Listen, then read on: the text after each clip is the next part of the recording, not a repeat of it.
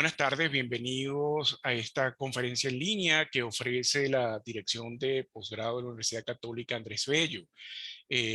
Vamos a dar unos minutos para que se incorporen a la sala los participantes que estaban en espera. Eh, Mientras eso ocurre, les voy a dar una información de interés. Estamos en una sala de webinar. Eso significa que solo tienen acceso a cámara y audio los panelistas. Los invitamos a formular sus comentarios y preguntas a través de la sección preguntas y respuestas de la aplicación. Si ustedes están conectados en una PC, debería estar en el menú inferior preguntas y respuestas. Ustedes pueden por allí formular sus interrogantes que serán atendidas por los panelistas luego de finalizar las ponencias. Les agradecemos que hagan estas preguntas a través de esta sección y no por el chat. Eso nos va a permitir responder, atender todas las interrogantes y hacerlo de manera más efectiva, porque generalmente por el chat pues va corriendo y pueden perderse las preguntas. Bienvenidos de nuevo. Roger Rodríguez, bienvenido, tiene la mano alzada. Roger, por favor, te pediría que hagas el comentario por el chat y nosotros les daremos respuesta, ¿sí?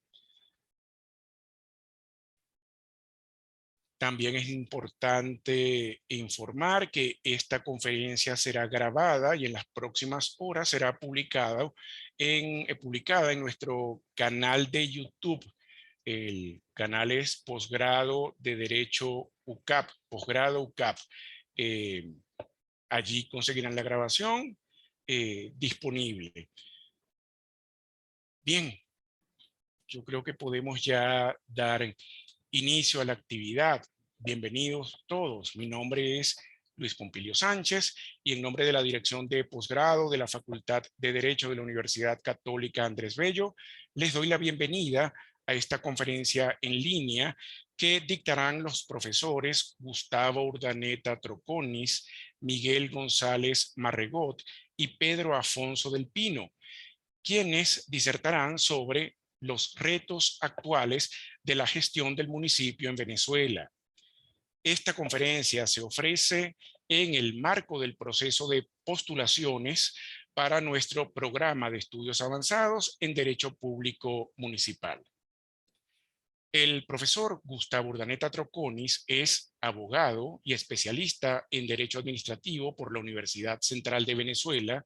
Es profesor ordinario de Derecho Administrativo en la Escuela de Derecho y de la especialización en Derecho Administrativo de la misma universidad. Es director del Instituto de Derecho Público de la Universidad Central de Venezuela y es ganador del Premio de Derecho Público Alan Brewer Carías con la obra La idea de municipio en Venezuela, el arduo tránsito del municipio territorial al municipio colectividad. Por su parte, el profesor Miguel González Marregot se desempeña como coordinador del área de estados y municipios del Instituto de Estudios Parlamentarios Fermín Toro y es director ejecutivo de la Asociación Civil Gestión de Cambio. El profesor González es licenciado en educación, especialista en gerencia pública y doctorando en historia. Ha sido profesor de la Universidad Católica Andrés Bello, de la Universidad Central de Venezuela y de la Universidad Nacional Experimental Francisco de Miranda. Ha sido docente en el programa de Gobernabilidad y Gerencia Pública dictado en convenio entre la UCAP, la Corporación Andina de Fomento y la Universidad George Washington. Y fue instructor del Instituto Zuliano de Estudios Políticos y Sociales. Por su parte, el profesor Pedro Afonso del Pino es abogado con especialización en Derecho Constitucional, es profesor por concurso de oposición en la Cátedra de Derecho Constitucional de la Escuela de Derecho de la Facultad de Ciencias Jurídicas y Políticas de la Universidad Central de Venezuela y es investigador en el Instituto de Derecho Público de la misma universidad, desarrollando las líneas de investigación relativas al constitucionalismo, municipalismo y gestión pública. Ha sido profesor de Derecho Constitucional en la Universidad José María Vargas y de Teoría Política y Constitucionalidad en la Universidad Monte Ávila. integra el Consejo Consultivo de la Universidad Monte Ávila y se desempeñó como miembro del Consejo Directivo Nacional. El profesor Afonso es también director del Centro de Estudios Locales, en donde coordina el programa Agenda de Gobierno Local para asesorar y capacitar a líderes locales en campañas electorales municipales, así como en la gestión pública local. Es asesor de municipalidades en temas de gestión pública y es miembro de la Unión Iberoamericana de Municipalistas. Esta actividad tendrá una duración aproximada de 1 hora. En un primer momento, los profesores nos presentarán sus exposiciones y luego responderán a sus preguntas e inquietudes. Les invitamos a formular estas preguntas a través de la sección Preguntas y Respuestas de la aplicación. Pues usar esta sección y no el chat nos permitirá responder de manera más eficiente sus planteamientos. Agradecemos la compañía de la profesora Claudia Salazar, coordinadora de virtualización de la Oficina Técnica de Posgrado, quien nos apoyará como anfitriona de la sesión y compartirá información relevante sobre nuestra oferta académica a través del chat. Agradecemos también su asistencia y esperamos que la actividad les sea de provecho. Profesores.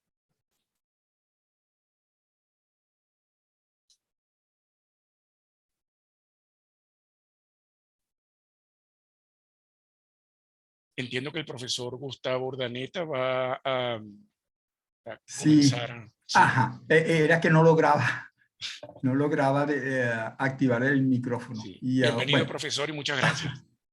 bueno, ustedes van a perdonar las torpezas tecnológicas. Buenas tardes, estoy muy complacido en participar en este coloquio, este conversatorio sobre retos actuales de la gestión municipal, un tema de verdad bien importante. Yo tengo esperanza en que el municipio en Venezuela pueda desempeñar el rol que debería desempeñar. A veces hay dificultades que lo impiden, pero el solo hecho de que haya este curso ya le da a uno cierto ánimo de que hay gente interesada en enseñar, en hablar de estos temas y también gente interesada en cursar, en aprender un poco sobre los temas municipales. A mí yo hablé con mis compañeros de panel y les dije, les pedí pues un poco que a pesar de que se trata el tema es retos actuales de la gestión municipal, yo quería echar un poquito la vista hacia atrás y ver de dónde viene el municipio venezolano para ver cómo esa carga de la tradición todavía sigue pesando en el municipio venezolano y se constituye una especie de rémora de obstáculo a veces para que el municipio pueda funcionar adecuadamente como lo esperan los ciudadanos que están integrados cada uno en un municipio. No quiero hacer la historia del municipio, sería muy larga. Aquí comenzó el municipio cuando se fundó Nueva Cádiz, hace unos cuantos años, unos siglos ya.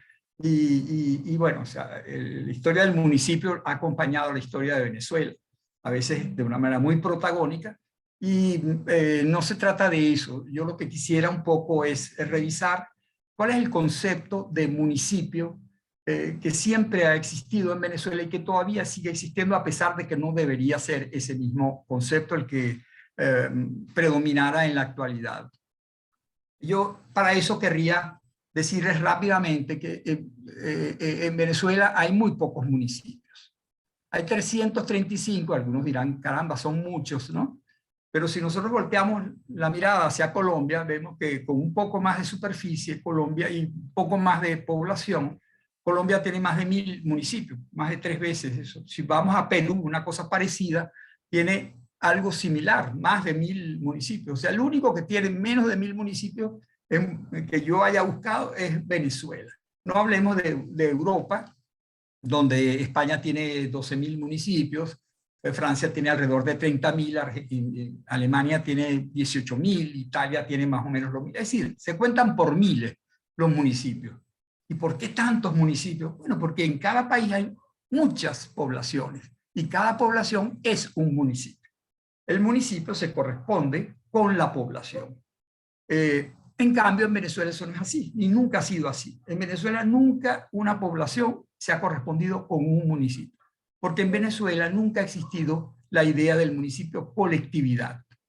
Siempre ha estado presente la idea del municipio territorial. Un municipio es un territorio.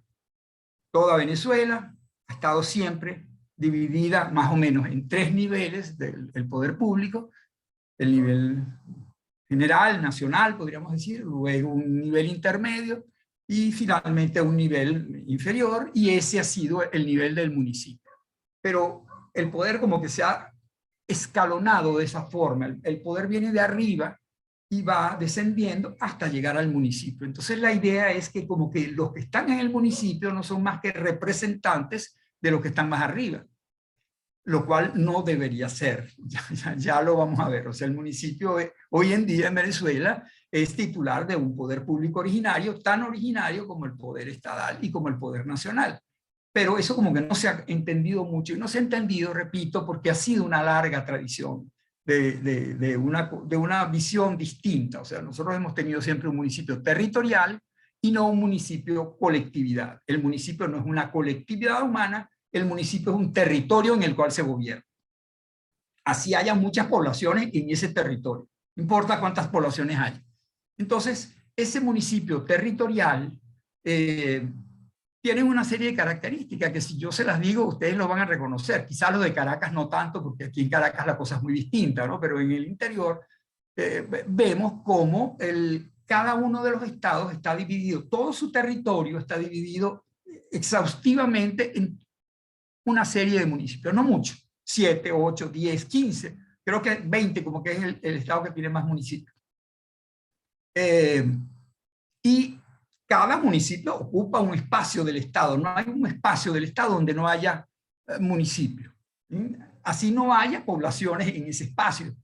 Caramba, pero no hay que el municipio es una población. Sí, deberían haber tantos municipios como poblaciones allá en ese estado. Si en el estado Guárico hay 37 poblaciones grandes, pequeñas, medianas, Calabozo, San Juan de los Morros, Santa María de Ipire, Camaguán, bueno, cada una de esas tendría que ser un municipio, que es muy chiquito para, ¿no? Bueno, en municipios chiquitos, ¿quién ha dicho que las poblaciones pequeñas no tienen derecho a gobernarse también? Claro que sí.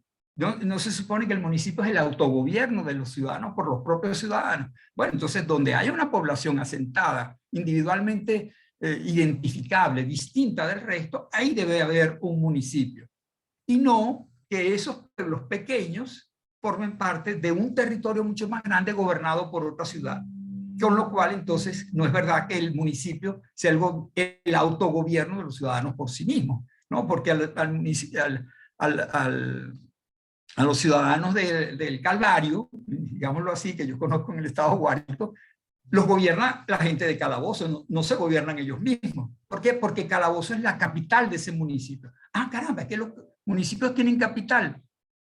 No se lo digan a un italiano, a un español, a un francés. Los municipios no tienen capital, porque las poblaciones son el municipio. Entonces, la gente de Aviñón vive en el municipio de Aviñón. La gente de Toulouse vive en el municipio de Toulouse. No tiene sentido decir que la capital del municipio de Toulouse es Toulouse. En cambio aquí sí hay que decir que el municipio Sucre tiene como capital Petare, o que el municipio, no sé, pues ustedes dirán, pues, pónganle el nombre a cada uno de esos. Díganme los del estado Bolívar. Los del estado Bolívar, cada municipio es prácticamente casi del tamaño no sé, de Yaracuy, de un estado pequeño, de Nueva Esparta.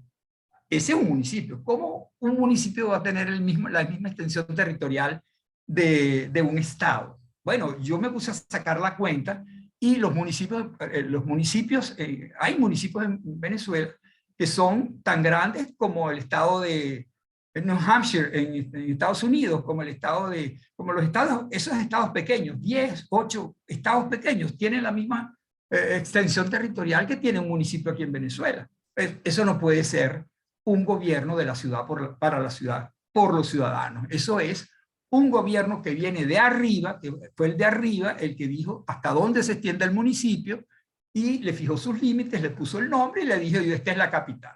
Y los demás pueblos, que deberían ser también municipios, no son municipios, sino que son gobernados por gente de afuera. O sea, por esa capital que está a 20 kilómetros, a 50 kilómetros, a 100 kilómetros a veces, ¿no? Eso es, bueno, si nos gusta eso, pues siempre ha sido así. Pues yo les decía que viendo la historia hacia atrás, vamos a encontrarnos que eso fue así, pues bajo la Primera República hasta la Guerra Federal, República de Venezuela, provincias, cantones. El municipio estaba en los cantones. Esos cantones obviamente tenían que tener a su vez otro escaloncito más abajo, el cuarto escalón, pero ese escalón, que era la parroquia en ese momento, no tenía personalidad jurídica, no tenía consejo municipal, no tenía recursos propios, era un pseudo municipio, lo que llama la doctrina un pseudo municipio.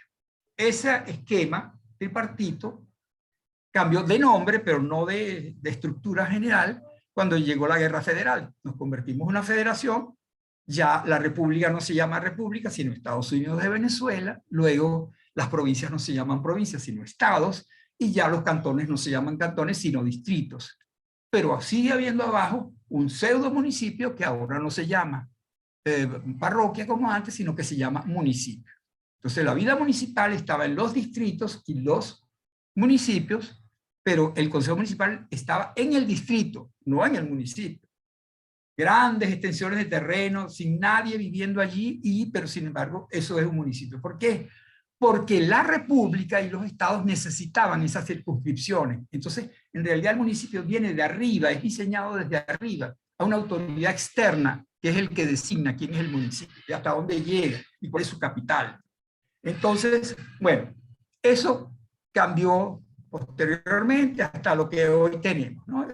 La ley orgánica de régimen municipal del 89, entonces ya dijo, no, ya no hay más distritos. Entonces, república, estados, distritos autónomos, distritos foráneos. O sea, el esquema siguió siendo el mismo con nombres distintos, ¿no? Y hoy en día es más o menos como que lo mismo, solo que ahora ya lo de abajo no se llaman distritos foráneos, ahora se llama parroquias, como se llamaba al inicio de la república. Pero el esquema sigue siendo el mismo, ¿no? 4 niveles, el nivel local está en los 2 últimos, uno con personalidad jurídica y autonomía, que es el municipio, y un pseudo municipio abajo, que son las parroquias, urbanas o rurales. Todo eso que nos lo da la historia ha debido cambiar en el 61, en 1961 ha debido cambiar porque la Constitución del 61 estableció que el municipio es la célula básica de la organización municipal. Bueno, esa célula básica de la organización municipal es el municipio colectividad de Europa y del resto de América. No es nuestro municipio territorial. Es decir, ahí donde hay una aglomeración, ahí debe haber un municipio. ¿Qué pasa todos dirán ustedes, caramba, pero entonces ya en Tucuciapón abajo también debe haber un municipio, ahí no hay recursos, ahí no hay industrias que paguen patentes, ahí no hay... Bueno, no, es que la Constitución del 61, y lo repite la del 99, muy adecuadamente, muy lógicamente, dice, es que no todos los municipios tienen que ser iguales, como siempre fueron. Aquí todos los municipios siempre han sido igualitos. Caracas igualito a Maracaibo, igualito a Tucuciapón abajo, y al último de los municipios del Tamacuro, igualitos, la misma estructura, y la ley orgánica de poder público municipal actual sigue repitiendo ese mismo esquema único y uniforme, igualito para todo el mundo, hasta con cronista municipal. Imagínense ustedes, habrá pueblos donde no haya necesidad, pero ahí lo dice la ley. ¿Por qué? Porque es una sola ley la que uniformiza todo el sistema nacional, en contra de la Constitución. La Constitución dice que cuando una competencia sea concurrente, al Poder Nacional solo le corresponde dictar la ley de bases.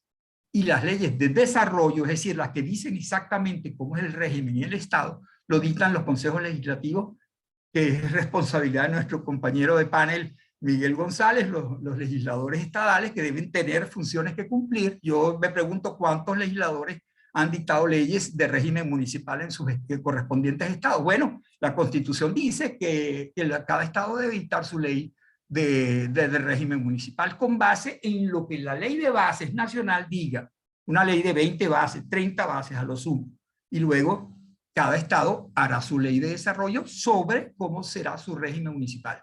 que el de Guárico no tiene que ser como el de Barinas, ni el de Barinas como el de Aragua, ni el de Aragua como Nueva Esparta. Cada realidad es distinta desde el punto de vista económico, social, geográfico, político, y por lo tanto cada estado debería dictar su propio régimen municipal. Eso lo dice la Constitución. Lo que tenemos actualmente ahorita es en contra de la Constitución. Una ley de 400 artículos, una ley nacional que uniformiza todo el mismo régimen municipal para todo el país.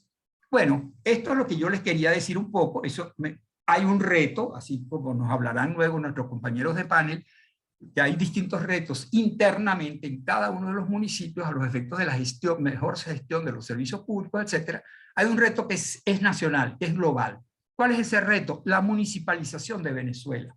Pasar de los 335 municipios que tenemos ahorita a un número cónsono con lo que debería ser el número de municipios en Venezuela. Tantos como poblaciones hay en Venezuela. Tantos como poblaciones hay en Venezuela. No todos tienen que ser iguales, cada uno será, o sea, cada estado escogerá regímenes distintos. La gran ciudad tendrá un tipo de municipio, la ciudad portuaria tendrá otro municipio, la ciudad industrial tendrá otro municipio, la ciudad turística tendrá otro municipio, la ciudad, el pueblo, el caserío rural tendrá otro tipo de municipio con sus competencias y su organización, perdón, su organización y sus recursos propios de lo que su realidad económica, social, le permita tener. Pero todos con autonomía, con personalidad jurídica y ejerciendo el rol de municipio para satisfacer las necesidades de su colectividad, que seguramente serán distintas de la de Maracaibo, que serán distintas de Maracay, etc. Y eso entonces debería proceder a través de un proceso de municipalización de Venezuela, que es el que ha acompañado el desarrollo de los grandes países. Los grandes países, miran la relación entre los grandes países desarrollados y el número de municipios y el número de la población de cada uno de los municipios. Ahí sí hay democracia en el gobierno local. Aquí, ¿cómo va a haber democracia si ni siquiera casi conocemos quiénes son las autoridades municipales? Porque nos quedan muy lejanas. Bueno, eso era lo que les quería decir y quedo dispuesto para cualquier pregunta que les parezca conveniente formular. Muchas gracias. Gracias, profesor Urdaneta.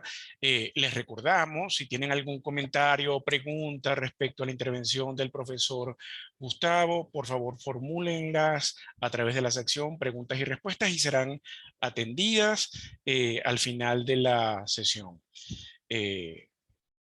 Profesor Afonso, entiendo que usted continúa en el uso de la palabra. Sí, muy buenas tardes. Muchas gracias, Luis. A usted, profesor. Bueno, muy bien. La verdad es que la introducción del profesor Gustavo ha estado muy bien, porque además de hacer una revisión histórica, ya nos está hablando de los retos que tenemos en el presente y futuro con el municipalismo en Venezuela. Además entiendo que quienes nos ven, nos escuchan, pues tienen un interés, o por lo menos han asomado la idea de profundizar o estudiar el tema del derecho municipal. Y precisamente en este momento Venezuela demanda la necesidad de ciudadanos y de académicos que impulsen este tema a todas las esferas posibles y entre ellas a la esfera, por supuesto, a la esfera política, a la esfera de las políticas públicas, para tratar de hacer esas transformaciones que hablaba Gustavo hace un rato. Bueno, yo, atendiendo el tema del tiempo, simplemente hacer una invitación a repasar unos elementos claves que son los elementos que se presentan cuando unas autoridades asumen el gobierno local. Hace apenas unos días, unos meses, tuvimos elecciones municipales en Venezuela. Se escogieron 335 alcaldes y 335 consejos municipales. Usualmente, la gente que aspira a ser concejal o alcalde, no todos, no podemos generalizar, invierten mucho tiempo en ver cómo ganan las elecciones y mucho esfuerzo, porque obviamente no es una cosa fácil de lograr. Y después que llegan al gobierno, empieza la gran pregunta: ¿cómo gobernar?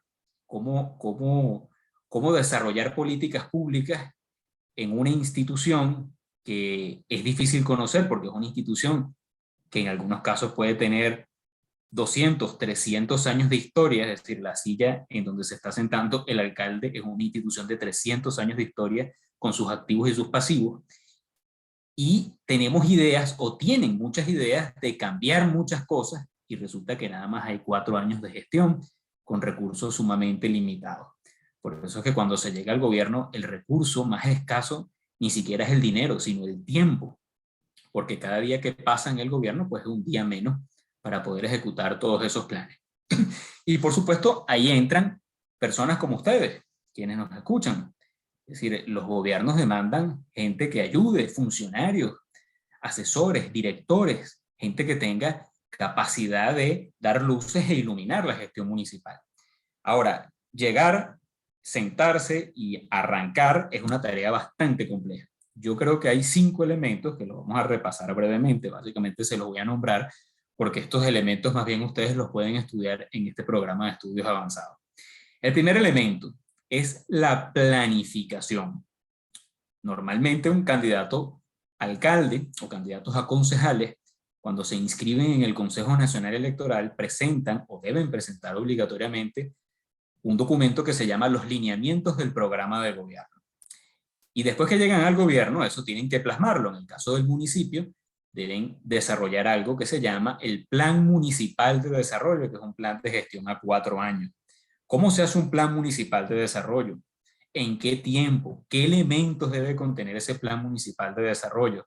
Son cosas que lamentablemente en Venezuela son muy desconocidas y muchos municipios venezolanos ni siquiera alcanzan a desarrollarlo, ni siquiera dentro de los 4 años, y algunos lo hacen ya en su 3.º o 4.º año de mandato, que ya no tiene ningún tipo de sentido porque el mandato es de 4 años. Además del plan municipal de desarrollo, cada director dentro de una alcaldía debe derivar de ese plan un plan propio que se llama plan institucional. Si usted es director, por ejemplo, de deportes de una alcaldía, usted debe desarrollar, cónsono con el plan municipal de desarrollo, un plan de su dirección que se llama plan institucional. Además, hay otros planes que se hacen anualmente y que deben tener metas y concreciones muy específicas con indicadores de gestión, que son los llamados planes operativos anuales, que muchas veces en nuestros gobiernos terminan siendo cartas al niño Jesús de muy buenas intenciones, pero que no se pueden medir, que no tienen indicadores de gestión y que lamentablemente después no se puede hacer seguimiento.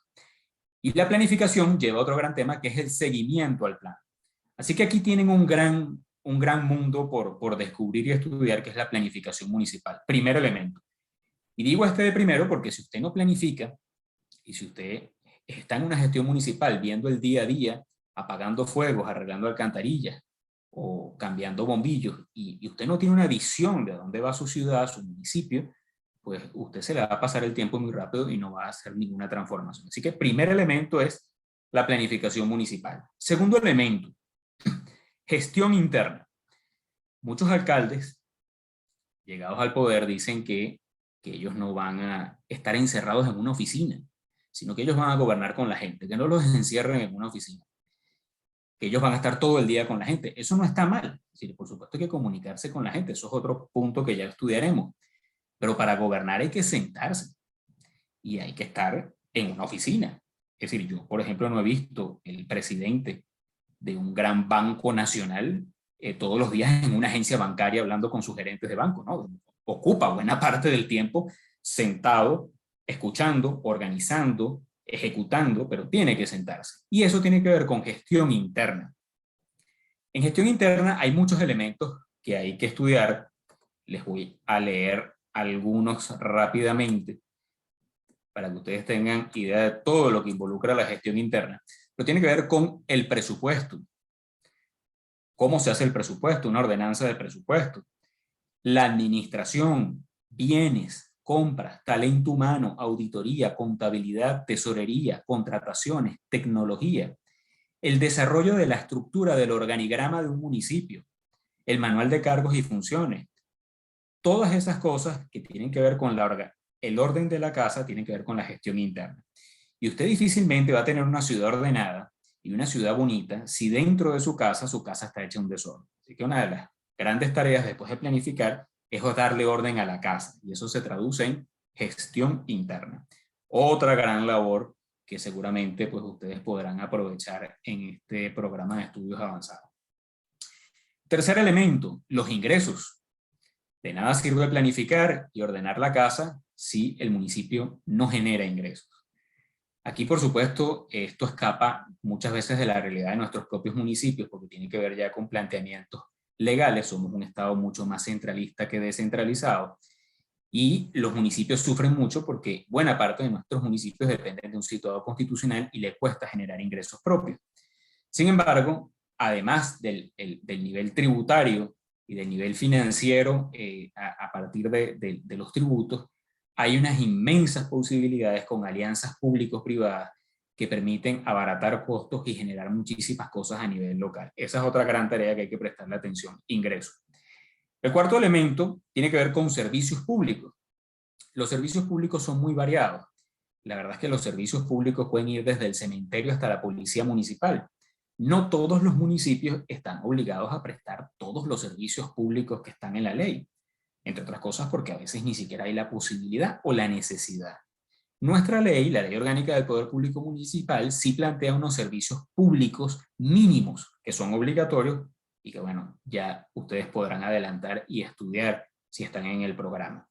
Pero una razón fundamental del municipio son los servicios públicos, es decir, es la exteriorización de la gestión pública en los ciudadanos. Y por último, el quinto punto, al ser el municipio o el deber ser del municipio es la entidad más cercana al ciudadano, a la gente, el municipio debe desarrollar mecanismos propios para relacionarse con la gente, para generar participación ciudadana. Es decir, un municipio donde puedan existir gabinetes móviles, oficinas de atención al ciudadano, un municipio que se comunique permanentemente con la gente, especialmente en la elaboración del presupuesto a través de estas figuras llamadas presupuestos participativos que nos vienen importadas del Brasil, pero que están recogidas ya desde hace muchísimos años en nuestras leyes, pero es recibir información de la gente, que la gente participe en la gestión pública y otra cosa importante, que la gente evalúe la gestión pública, que tengamos un feedback, eso que se llama ahora Contraloría Social. Así que repaso brevemente otra vez los puntos para que los tengan muy claros. 1. Necesitamos un municipio bien planificado. Segundo, necesitamos un municipio con la casa ordenada, es decir, un municipio con una buena gestión interna. Tercero, necesitamos municipios con ingresos claros, transparentes y fuertes. Y necesitamos un municipio con servicios públicos eficientes y un municipio donde exista participación ciudadana, un municipio que se comunique con la gente. Bueno, estos son 5 pinceladas de un mundo muy apasionante, de un mundo muy interesante a los cuales pues, los invitamos a participar, y yo me uno a esa reflexión del profesor Gustavo. Esto no es un programa simplemente para leer la Constitución y la ley y saber qué se puede o qué no se puede hacer y qué se puede recomendar y qué no, sino que este también es un programa para reflexionar sobre lo que tenemos y qué es lo que puede ser mejor. Y ya de entrada le estamos diciendo que el sistema municipal venezolano, no de ahorita, sino ya desde hace muchísimos años, es un sistema bastante anticuado que requiere adecuarse al municipalismo mundial, que representa municipios modernos más cercanos a la gente. Así que este programa debería también ser un espacio para la reflexión, para el estudio y para la investigación de cómo podemos modernizar el municipio en Venezuela. Así que bueno, muchas gracias y mucho éxito, y reitero mi invitación de la Universidad Católica a este programa que luce muy interesante. Muchísimas gracias, profesor Afonso. Reiteramos la invitación a formular las preguntas y comentarios que a bien tengan a hacer sobre la intervención de los profesores a través de la sección Preguntas y Respuestas de la aplicación. Vamos a escuchar ahora al profesor Miguel González Marregot. Bienvenido, profesor, y gracias por su participación. Y bueno, ante todo, muchísimas gracias por la invitación a la Universidad Católica Andrés Bello, mi casa de estudios, también a la Asociación Venezolana de Derecho Administrativo y al Instituto de Estudios Parlamentarios Fermín Toro. Una mención muy especial a la doctora Nina Oscar Rodríguez, coordinadora de esta área de posgrado de la universidad, que tuvo la gentileza en invitarme a participar y a compartir unos minuticos con ustedes. Por lo demás, yo estoy muy honrado de compartir este panel tanto con el doctor Gustavo Urdaneta como también con el doctor Pedro Afonso del Pino, quienes nos han ilustrado con sus magníficas ponencias. Yo voy a compartir pantalla porque tengo una presentación muy breve que sí quería compartir, valga la redundancia, con cada uno de ustedes a través de este foro. Paso a compartir pantalla. A ver.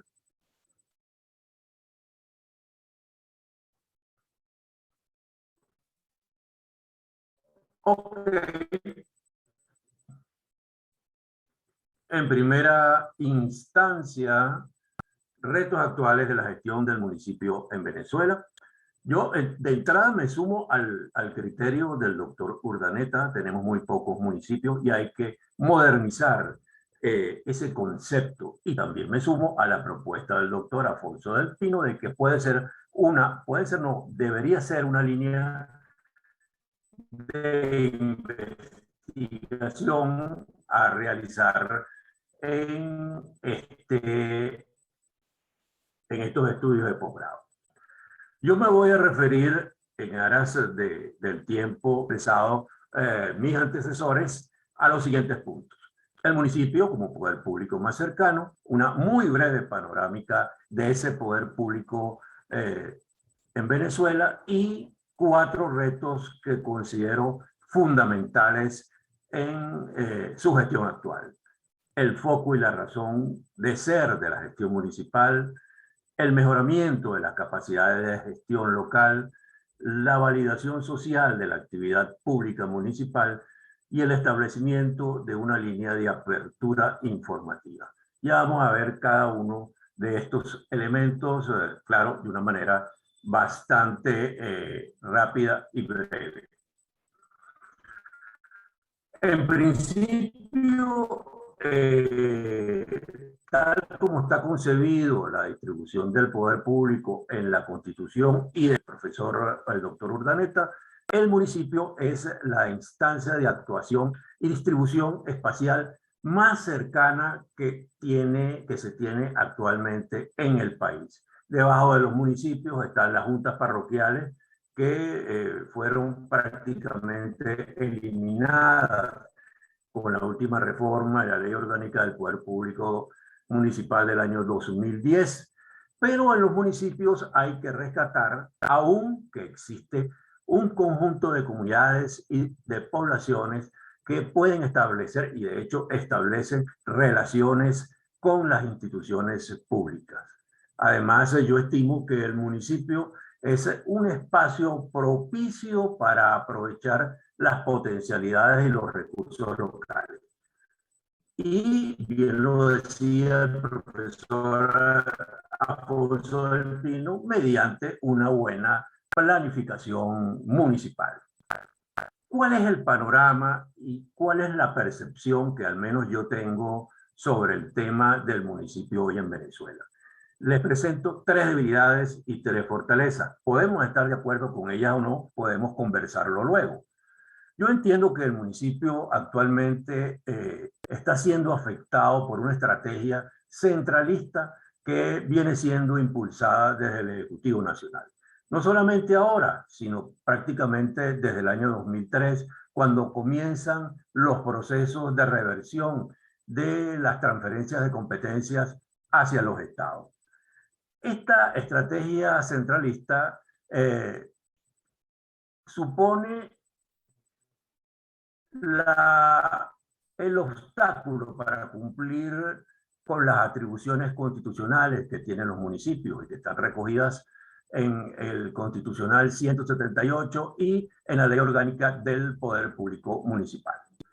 Además, una segunda debilidad está en las dificultades financieras y la excesiva dependencia que tienen los municipios actualmente del situado constitucional, situado que lamentablemente ha venido siendo manejado discrecionalmente y que afecta, por lo tanto, las capacidades de gestión y de cumplimiento de los compromisos que tienen los municipios con sus ciudadanos, con sus comunidades, con sus colectividades.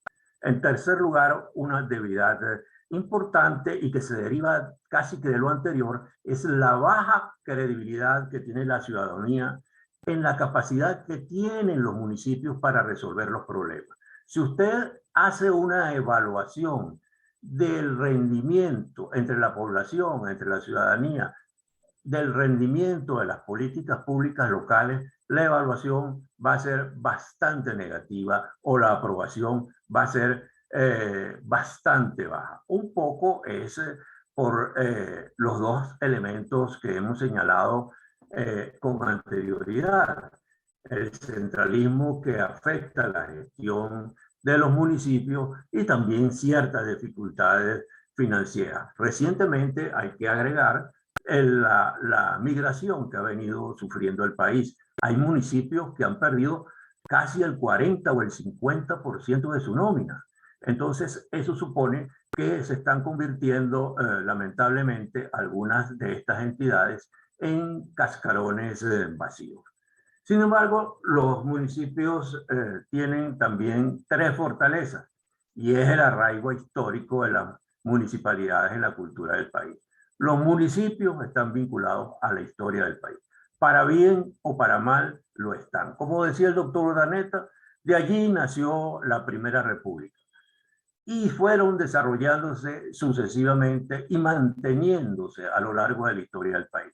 Las elecciones de 1937, muy debatidas, donde la oposición logró avanzar en función de reivindicaciones bajo el gobierno de López Contreras, son un ejemplo de la importancia política que tuvieron las municipalidades. En esa oportunidad, por ejemplo, Raúl Leoni, Gonzalo Barrios, Andrés Eloy Blanco, Jovito Villalba fueron candidatos a concejales.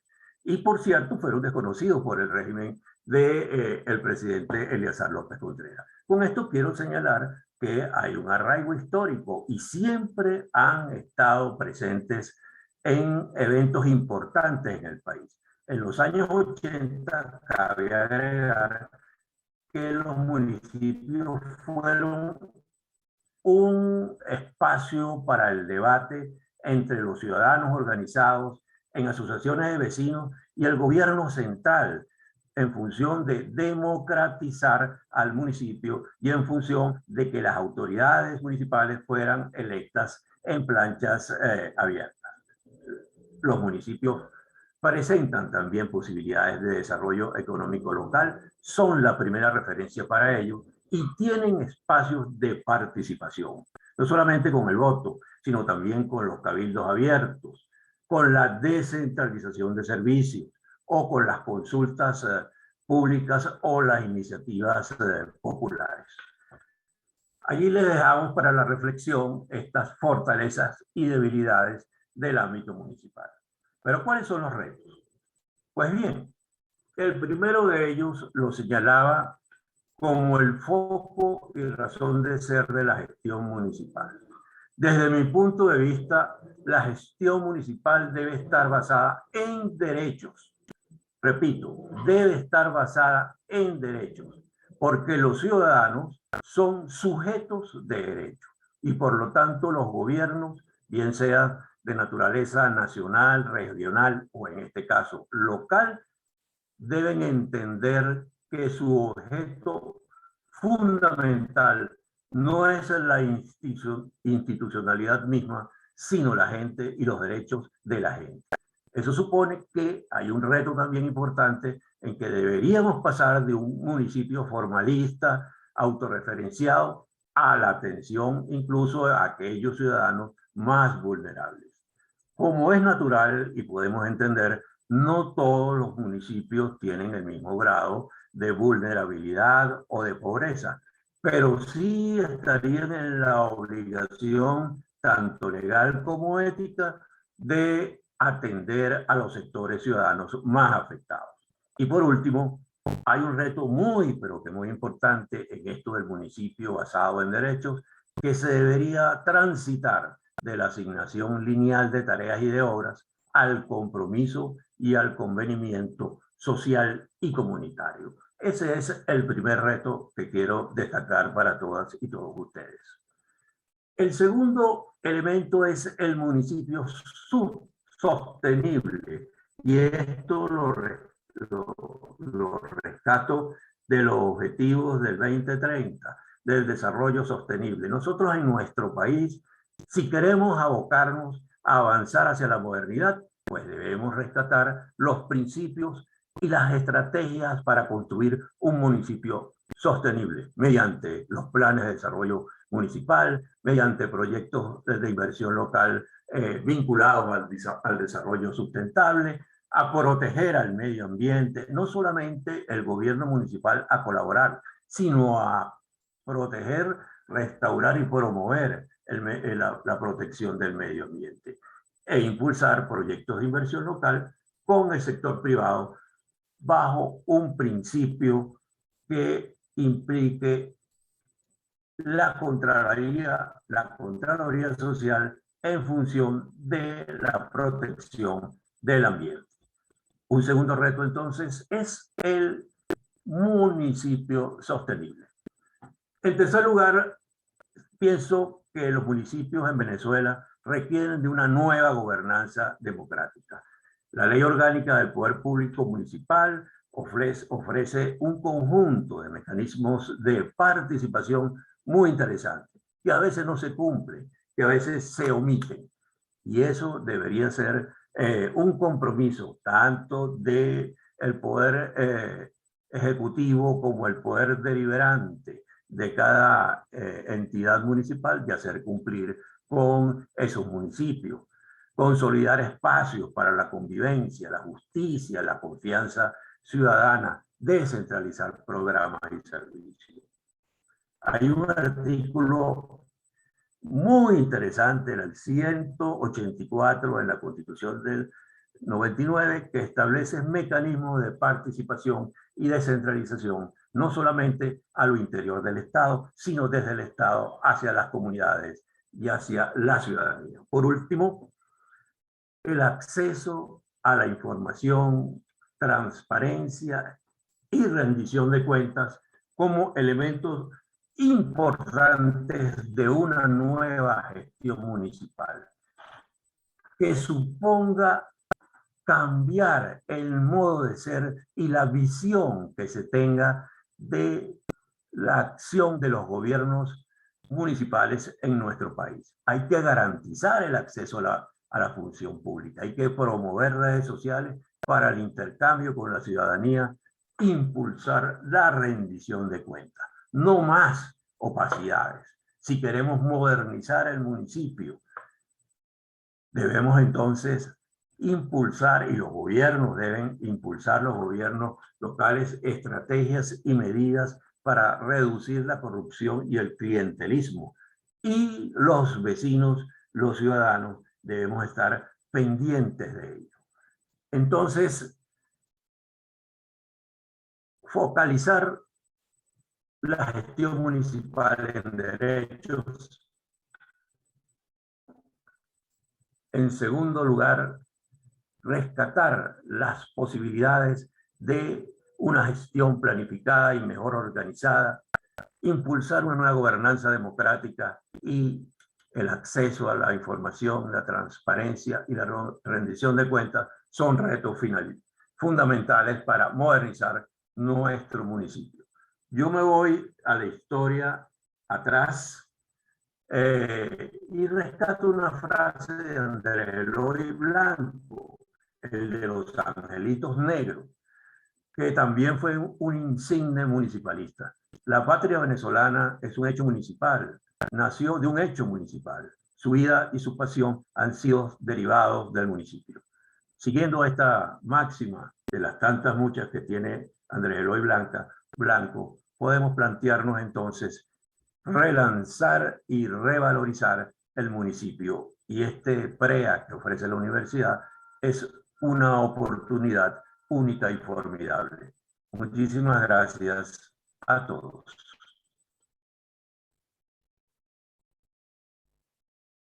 Muchísimas gracias, profesor González Marregot. Concluidas las presentaciones de los profesores, los invitamos a formular sus preguntas y comentarios a través de la sección preguntas y respuestas de la aplicación. Mientras ustedes hacen esto, yo les voy a dar una información general sobre el programa de estudios avanzados en Derecho Público Municipal. Y para eso quiero compartir con ustedes el plan de estudios. El programa de estudios avanzados en Derecho Público Municipal está dirigido a profesionales que deseen profundizar su conocimiento sobre las normas y procedimientos aplicables a los asuntos públicos cuya gestión se encomienda al Poder Público Municipal, desarrollando sus competencias profesionales para asesorar, representar y servir a órganos y entes municipales. Este programa conduce a la obtención de un certificado y está conformado por 5 materias que totalizan 15 unidades crédito. Está diseñado para ser cumplido en 2 semestres académicos y el contenido es el que pueden ver en pantalla. Hay 4 materias obligatorias: Constitución, Municipio, Organización y Administración, Régimen económico y financiero del municipio, Servicios públicos municipales, Urbanismo, Medio Ambiente y Actividad de Ordenación del municipio, y una materia electiva que puede ser escogida entre las siguientes opciones: Participación ciudadana y el principio de buen gobierno, Contratación municipal, Gestión estratégica de proyectos, Técnicas de negociación y solución de conflictos y Régimen jurídico de los bienes municipales. Las preinscripciones para cursar este programa de estudios avanzados estarán abiertas hasta el próximo viernes 11 de marzo, este viernes, y pueden obtener toda la información relacionada con el programa y el proceso de postulación visitando nuestra página web www.postgrado.ucap.edu.ve www.postgrado.ucap.edu.ve. El vínculo e incluso la ficha con la información completa del programa ha sido compartida a través del chat. Ustedes pueden descargarla allí. También pueden escribirnos a los siguientes correos: luisanch@ucap.edu.be y derechoadministrativo@ucap.edu.be. Mientras los profesores atienden las preguntas que ustedes han formulado, vamos a compartir por el chat las direcciones de correo y nuevamente el vínculo. Vamos entonces a cumplir con la dinámica final de esta actividad, atendiendo a sus preguntas y planteamientos. Permítanme finalizar esto y vamos a atender las preguntas.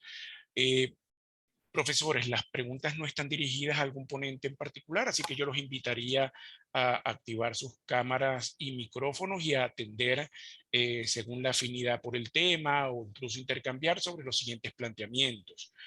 Roger Rodríguez plantea lo siguiente. Dice: legisladores desconocen el poder que poseen en materia del derecho municipal para crear municipios.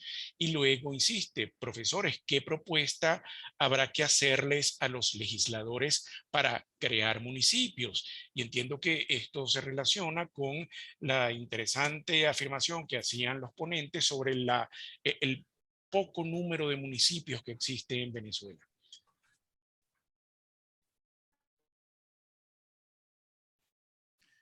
Bueno, yo podría decir algo, estoy seguro que los otros compañeros de panel también tienen su opinión al respecto.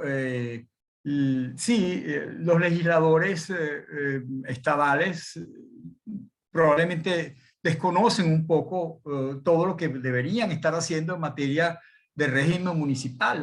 La segunda competencia, estaba viendo aquí, del municipio, del Estado, de cada uno de los estados, es la organización de sus municipios y demás entidades locales, así como su división político-territorial.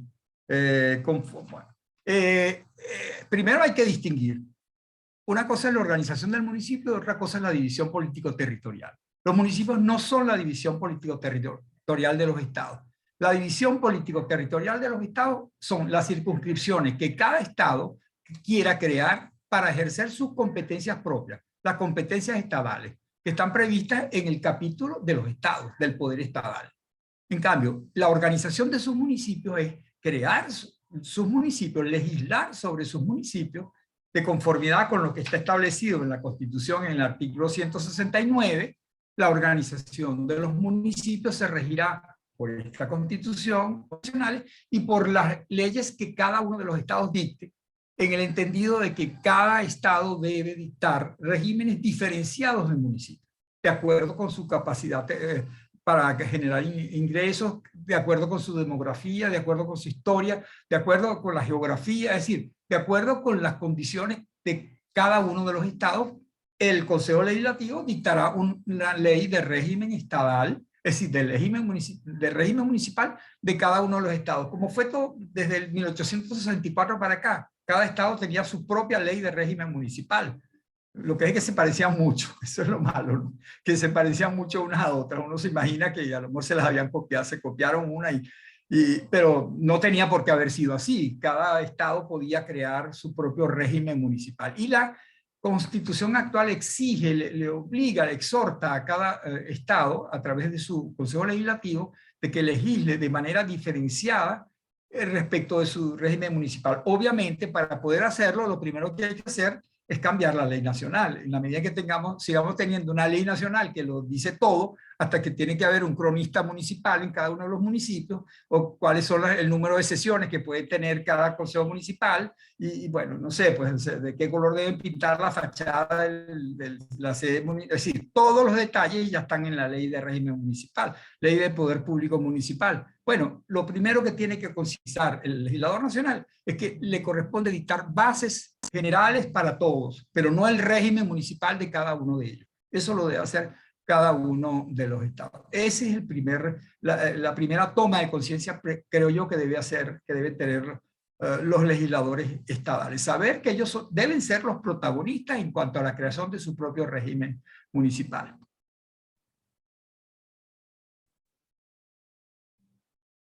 Bueno, eso es lo que pienso. Sí.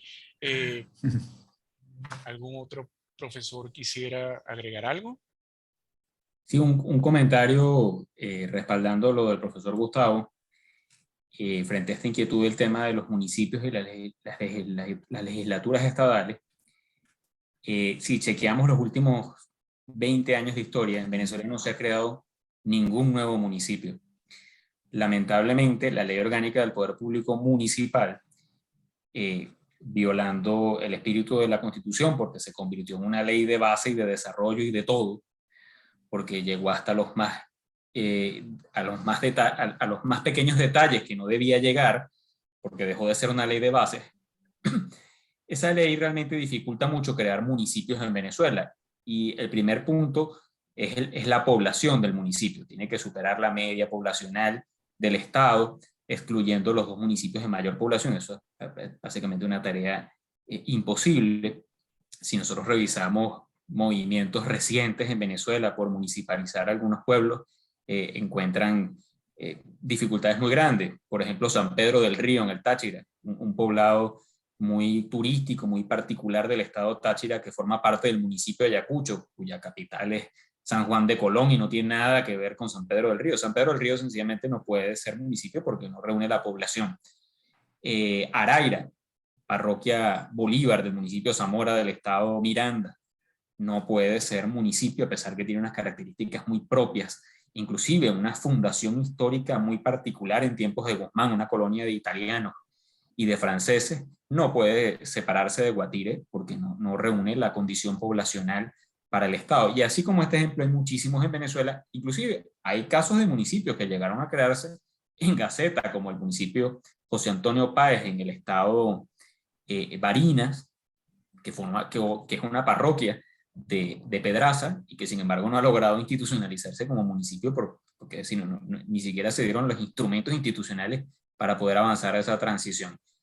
Así que el camino está en estudiar y reformar la ley orgánica del Poder Público Municipal, convertirlo en una ley, que es una ley de base, y adecuarla al espíritu de la Constitución para que se pueda municipalizar el país.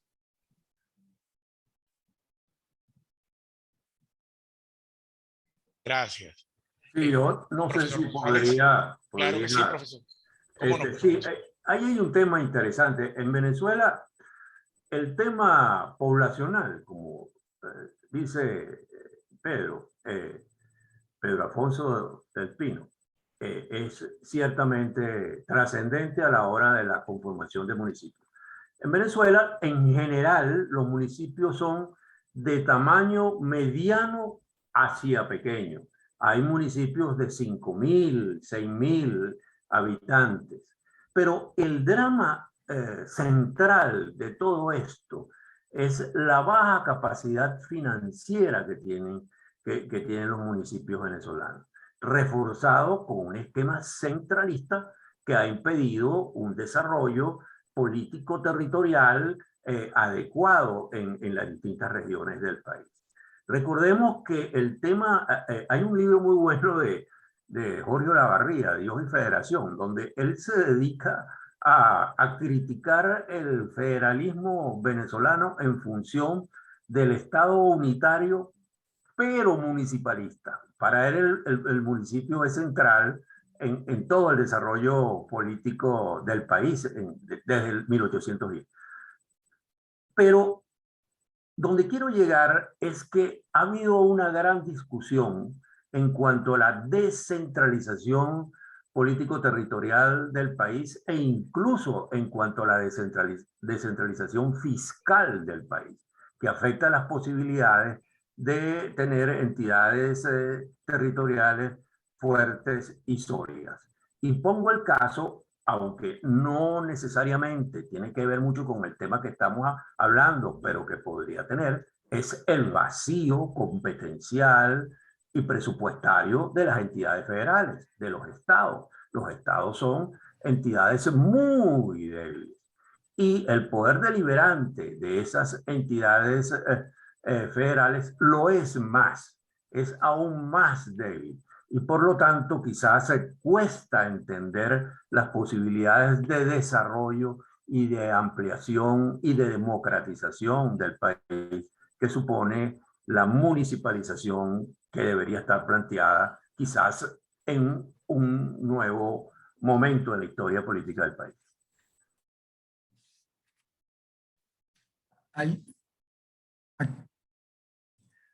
Aquí veo que ha despertado interés, por supuesto, el tema de la municipalización, porque quizá va de la mano de la necesidad de descentralizar. O sea, la Constitución se planteó, nuestra Constitución del 99 contiene una contradicción en sus términos, porque por un lado propugna la descentralización, parte de la idea de que la descentralización es lo que va a acercar el poder público a los ciudadanos, que va a resolver los problemas de los ciudadanos, y lo dice así, pues en un artículo.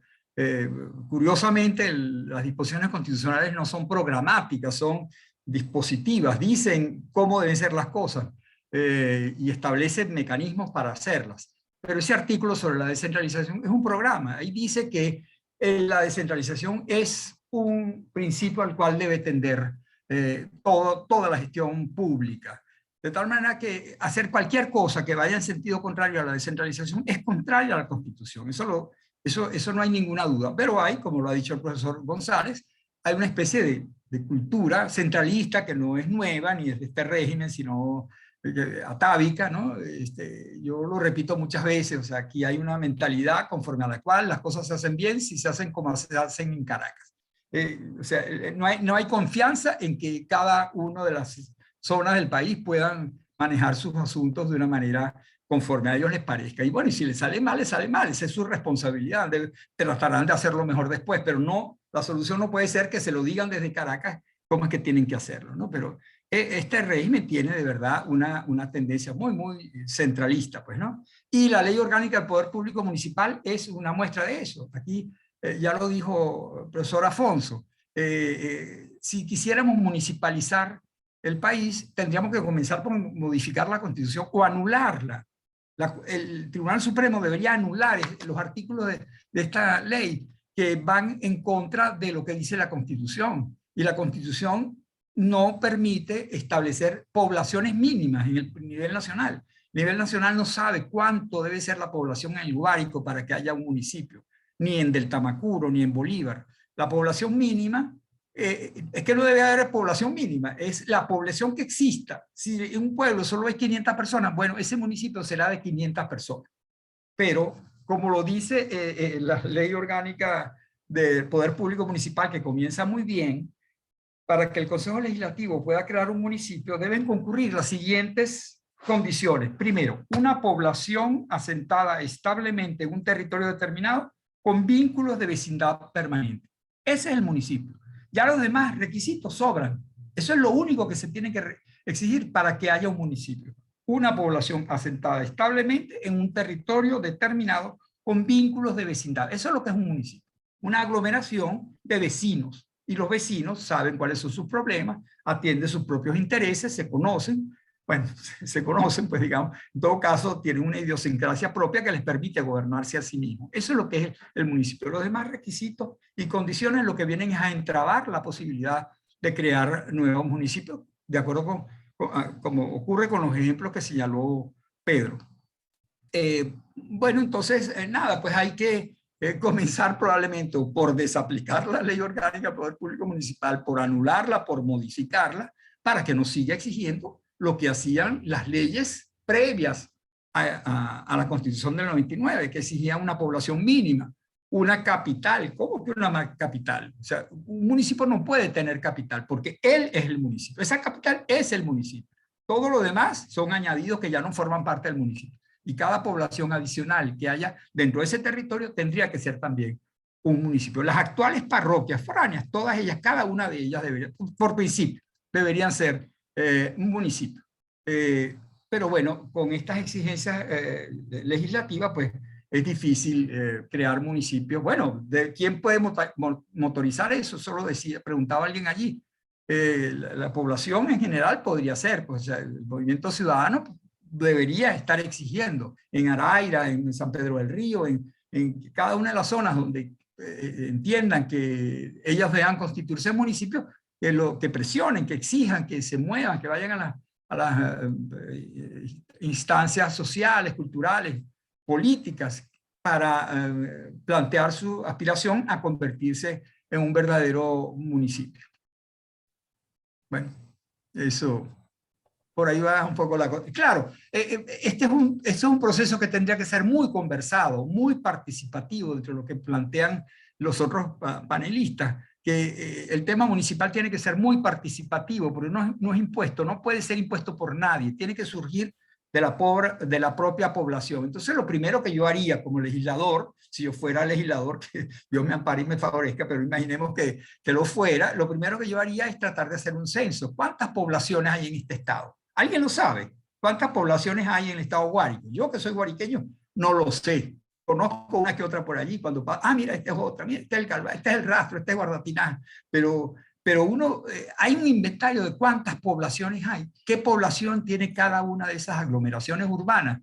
Seguro que nos vamos a sorprender. Es muy probable que haya una lista larga con un número muy diferente del número de los 13 municipios que hay en total en ese estado. Bueno, y una vez que sepamos cuáles son las aglomeraciones que hay, bueno, conversar con la gente representativa de cada una de esas aglomeraciones y preguntarles, porque también nos vamos a convertir en municipio una población que no quiera ser municipio, pero yo dificulto que alguien no quiera, digamos, gobernarse a sí mismo, porque va a preferir que lo gobierne otro. Bueno, entonces hay toda una labor, digamos, de trabajo social importante de hacer en esto y de oír a la gente. Gracias, profesor. Ya estamos sobre la hora de finalización, pero hay varias intervenciones interesantes que quisiera que ustedes atendieran. La profesora Alicia Monagas dice lo siguiente: el artículo 184 constitucional es parte de la descentralización en manos de los privados de un Estado unitario. Y justamente la nacionalización, municipalidad, alejó al ciudadano de sus líderes locales. Me gustaría conocer la posición al efecto. Gracias y saludos cordiales a los profesores.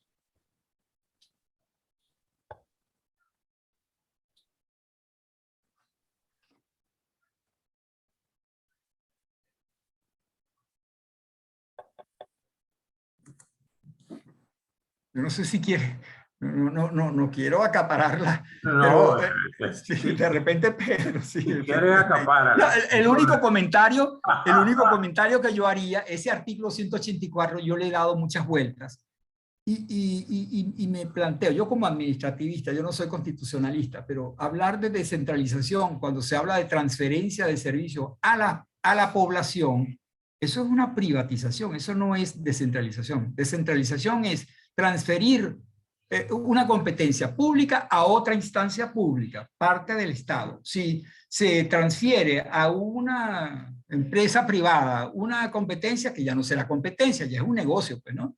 Las competencias son del poder público. Las de los particulares no tienen competencia, lo que tienen son negocios.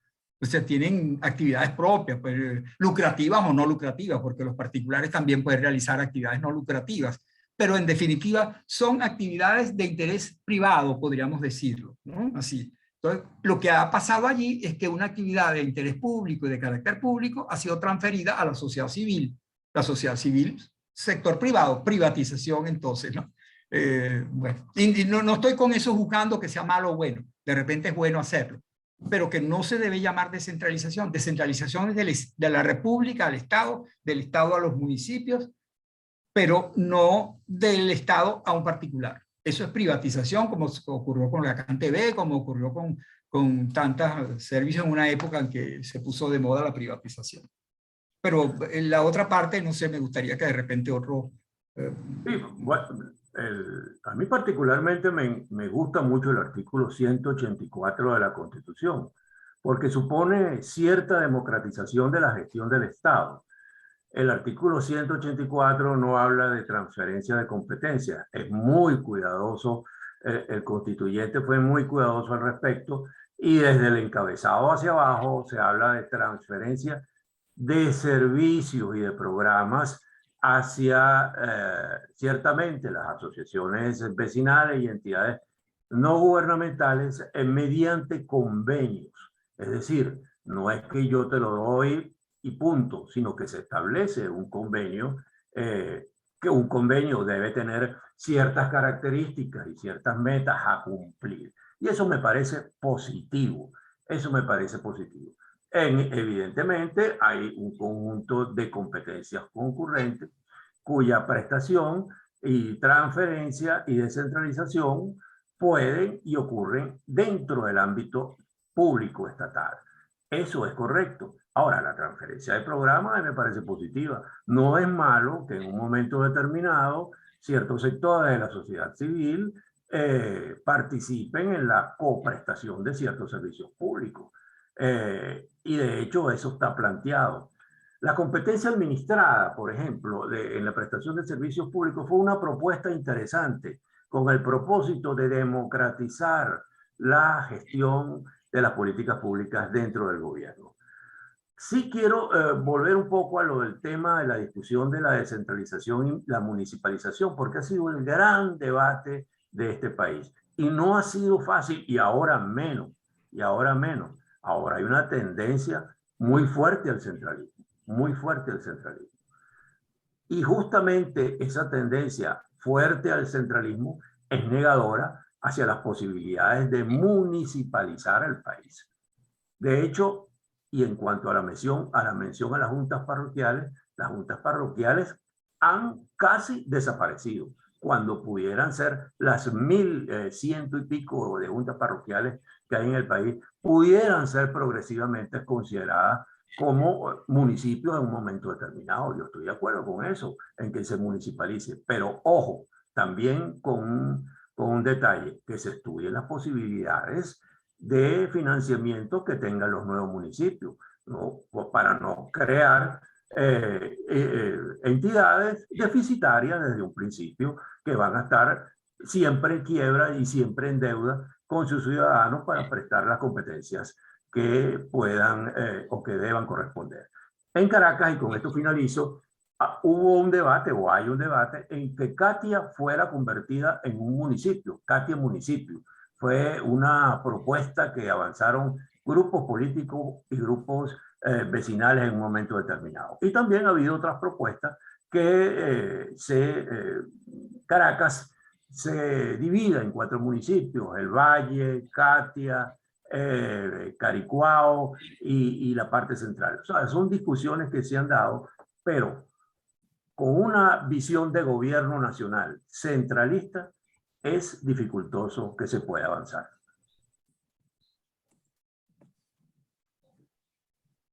Para complementar también ese tema de Alicia, que te mando un abrazo, Alicia, hemos dado clases juntos en el diplomado.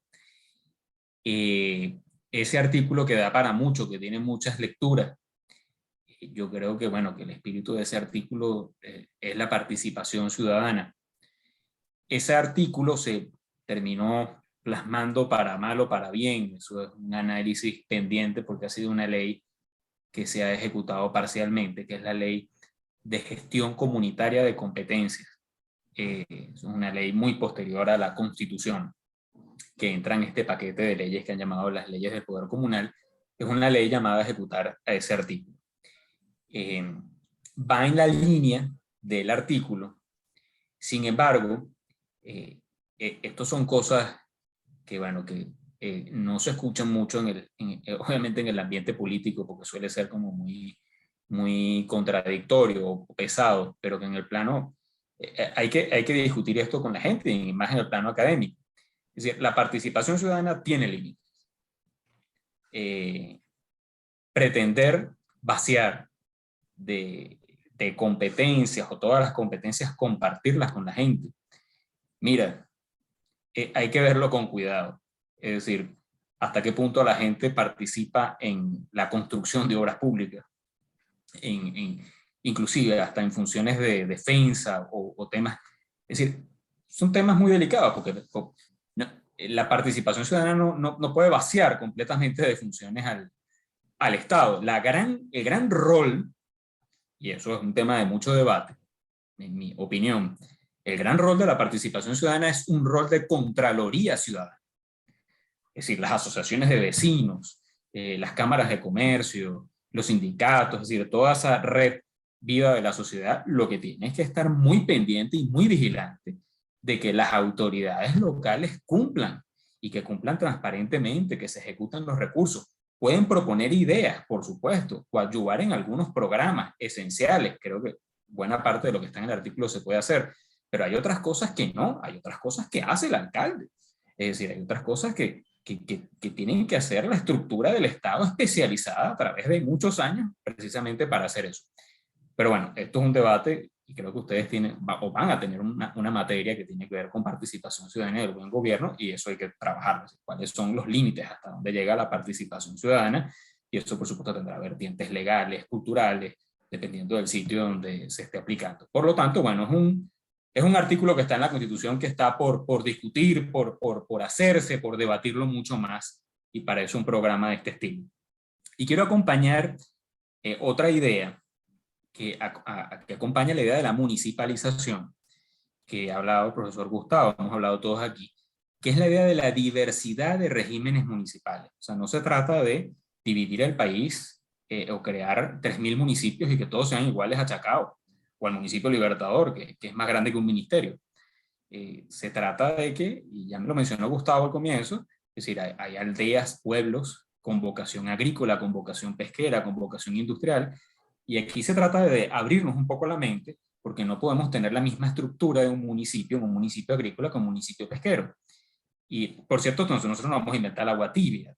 Basta recorrer muchos países del mundo, Europa, España, y vamos a encontrar usted recorre, por ejemplo, comunidades como Castilla la Vieja o Castilla-La Mancha, y va a encontrar municipios que inclusive son de asambleas de ciudadanos, es decir, son familias, se reúnen y gestionan como una asociación de vecinos su propio municipio.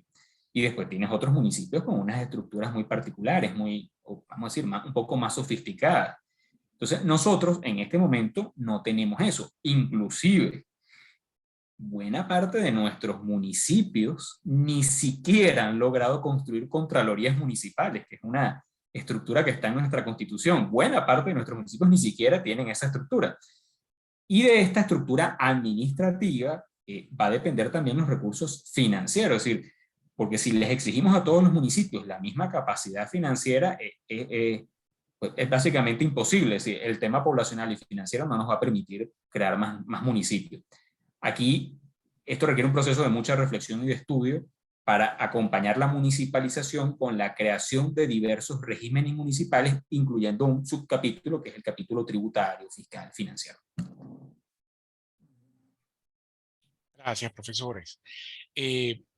Ricardo Araujo dice lo siguiente, una pregunta dirigida al doctor Urdaneta.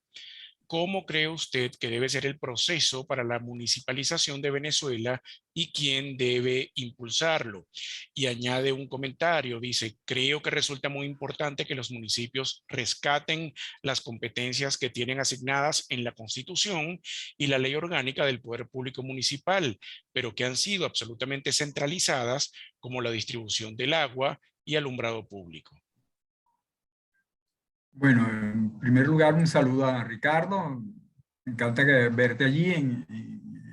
No sé si tendrás interés probablemente en participar en el programa, pero obvio tu interés por el tema municipal y en particular eso, cómo impulsar el proceso de municipalización. Bueno, en primer lugar, tratar de no esperar que todo nos venga de arriba. Pues, o sea, no tiene por qué haber un líder o un movimiento central, nacional, que propone la municipalización. Pienso que, al contrario, debería venir de abajo. Son los propios municipios o aspirantes a municipios los que deberían estar propulsando esto de alguna forma, pues hacer sentir la necesidad que tienen ellos de convertirse en municipios, como los ejemplos de los que ya nos había hablado Pedro, ¿no? Aquí hay una ausencia, creo, pues que hay una ausencia grave, que es la de la intermunicipalidad. Siempre en Venezuela hubo alguna organización privada, incluso, que asociaba a los municipios, a los alcaldes, a los municipios, Fundacomún por un lado, pero también ABESI, que servía, digamos, como de apoyo a todo el movimiento municipal. Tenía programas de formación, programas de asesoría, de asesoramiento técnico, y organizaba cursos, organizaba eventos para discutir este tipo de cosas, y organizaba a los municipios, que a veces son como pequeños, pues con pocos recursos para motorizar algún movimiento de envergadura. A lo mejor están aislados unos de otros. En cambio, si hubiera una instancia de apoyo, pues no autoritaria, sino más bien como de apoyo, asociativa, de carácter voluntario, yo estoy seguro que podría ayudar muchísimo en este proceso de municipalización. En todo caso, la academia, o sea, como lo está haciendo la UCAB ahora, la central también podría hacerlo, es decir, abrir espacios para que se hable de esto. No sé qué propones tú, Ricardo. Muchas gracias, profesor Urdaneta. Elba Judith Medina dice lo siguiente: el municipio venezolano se identifica con el sistema republicano. El poder popular y sus ciudades comunales responden a un concepto no republicano. ¿Cómo conciliar una organización sustentada en leyes, dominado por el poder ejecutivo, cuya concepción fue objeto de rechazo en referéndum en diciembre de 2007, con el régimen municipal? ¿Esta dualidad debilita al municipio?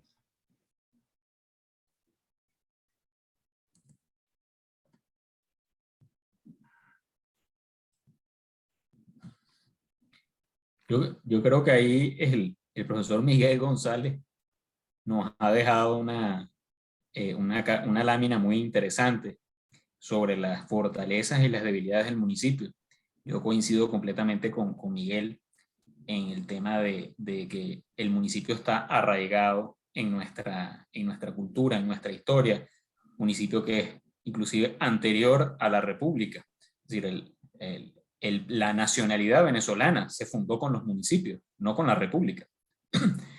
Y la verdad es que eliminar eso es bien complejo. Las leyes del poder popular existen, inclusive ese esquema de Estado comunal que surge con Consejo Comunal, Ciudad Comunal, distritos motores de desarrollo, federaciones comunales, confederaciones comunales. Eso es un esquema que está ya previsto en el reglamento de la ley del Consejo Federal de Gobierno, estamos hablando del año 2009. Han pasado 12 años. Eso avanza, en algunos casos avanza aceleradamente, en otras veces se estanca. Obedece a una dinámica política muy compleja de cuando se tienen o no se tienen los espacios políticos regulares y se crean y se fortalecen estas estructuras paralelas. Yo creo que esas estructuras no van a cambiar por supuesto que golpean administrativamente y financieramente. Más de la mitad o la mitad de los fondos del Fondo de Compensación Interterritorial, que es el fondo que está previsto para ayudar a estados y municipios del Consejo Federal de Gobierno, va para estas estructuras. Ahí ya hay una debilidad de carácter financiero. Sin embargo, la figura del municipio está muy arraigada en nuestra historia, en nuestra cultura, y es difícil a la gente quitarse de la cabeza el municipio, el alcalde, el consejo municipal, y de repente mirar a una cosa que se llama ciudad comunal o federación comunal. Eso no es tan fácil, y bueno, para muestras son 12 años en donde eso no ha venido resultando. Siempre cuando hay una elección municipal, ahí está el consejo municipal, está el alcalde, termina siendo las referencias representativas políticas de la sociedad a nivel local. Gracias, profesor. Tenemos dos últimas preguntas. Ya estamos en los límites del tiempo del uso de la sala, pero quisiera sus comentarios al respecto. Zairi Rodríguez dice lo siguiente: ¿ustedes consideran que las instancias del poder popular son mecanismos válidos para ejercer control y hacer efectivo el derecho a la participación en asuntos públicos municipales?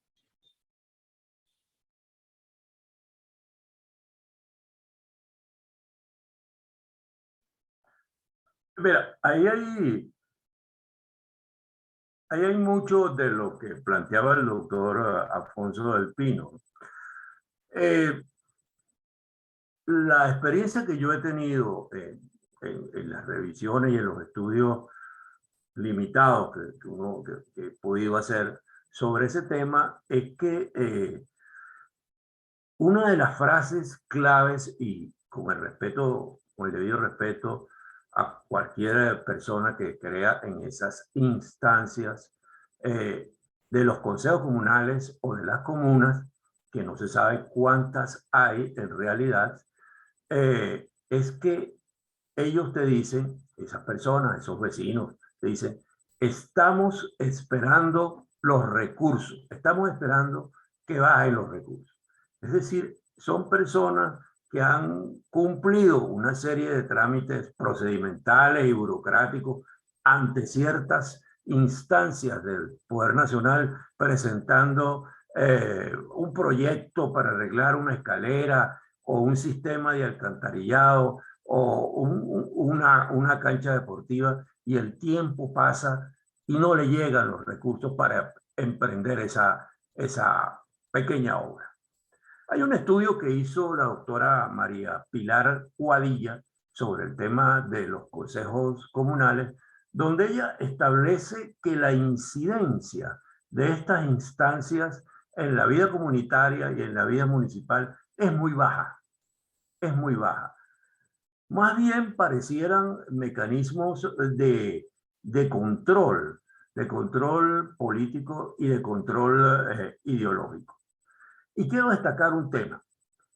Si usted revisa el reglamento de las asociaciones de vecinos y usted revisa la ley orgánica de los consejos comunales, usted se va a dar cuenta, y esto es un elemento bastante preciso y objetivo, de que en el reglamento de las asociaciones de vecinos ahí se establece claramente que son organismos apolíticos para atender asuntos vecinales, no para atender asuntos partidistas ni ideológicos.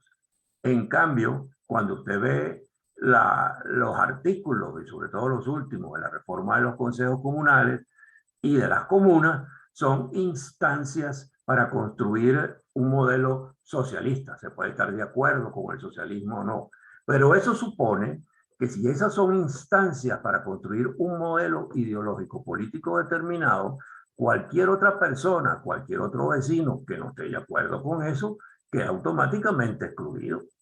Automáticamente excluido. Entonces, el fin pareciera no vindicar en estas últimas instancias el interés ciudadano, sino más bien el interés ideológico y político. En cuanto a la participación, y con esto cierro, en las elecciones del 21 de noviembre pasado hubo un fenómeno interesante. Se hablaba de abstención, se hablaba de muchas cosas que resultaron relativamente ciertas. Pero es que hubo 70.000 ciudadanos que se inscribieron para participar en esas elecciones. 70.000, lo cual supone de que hay un sector social esparcido por el país que le interesa el municipio, que le interesa la alcaldía, que le interesa el consejo municipal. Y eso sería, desde mi punto de vista, una base interesante para una revalorización y un relanzamiento de los municipios en este país. Y yo me despido, muchísimas gracias a la universidad, porque sé que estamos en el tiempo, Luis Pompilio, gracias a Pedro, a Gustavo Urdaneta, a las personas que han participado, y siempre a la orden. Y gracias a Nino Oscar. Una última pregunta que quisiera, si pueden responder brevemente. Nairubi Ramírez pregunta, ¿los urbanismos creados por el gobierno pudieran ser municipios?